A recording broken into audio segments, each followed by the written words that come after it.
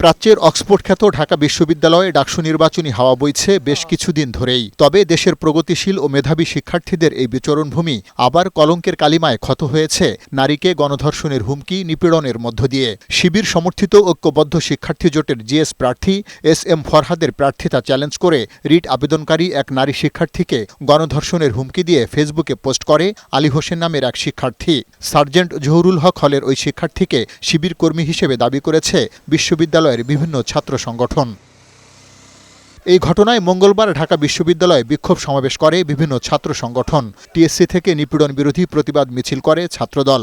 বিশ্ববিদ্যালয় ক্যাম্পাস ঘুরে প্রশাসনিক ভবনের সামনে জড়ো হয়ে অভিযুক্ত আলী হোসেনের ছাত্রত্ব বাতিলের দাবি জানান ছাত্রদলের ভিপি প্রার্থী। 5 আগস্ট পরবর্তী সময়ে আমাদের নারীর চলাফেরার স্বাধীনতা, পোশাকের স্বাধীনতা, কথা বলার স্বাধীনতা চরমভাবে হরণ করেছে একটি গুপ্ত সংগঠন।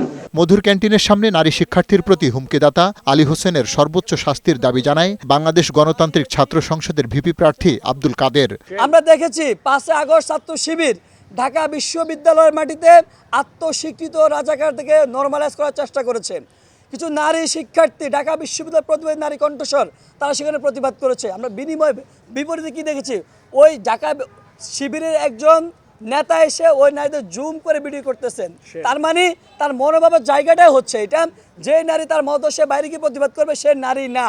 ঐতিহ্যবাহী ঢাকা বিশ্ববিদ্যালয় ক্যাম্পাসের সুনাম ক্ষুণ্ণকারী, নারী বিদ্বেষী মন্তব্যকারী ও সাইবার বুলিংয়ের বিরুদ্ধে দৃষ্টান্তমূলক ব্যবস্থা নিতে বিশ্ববিদ্যালয় প্রশাসনকে তাগাদা দিয়েছে বিশ্ববিদ্যালয় শিক্ষক নেটওয়ার্ক। নানান রকমের যৌন হয়রানিমূলক কথাবার্তা তারা অনলাইনে ছড়িয়েছে, কিন্তু সেগুলো ক্ষমার যোগ্য নয়। এগুলোকে একটা শাস্তির আওতায় আনতে হবে বলে আমরা মনে করি। তবে অভিযুক্ত শিক্ষার্থী শিবিরের রাজনীতিতে যুক্ত নয় বলে দাবি সংগঠনটির।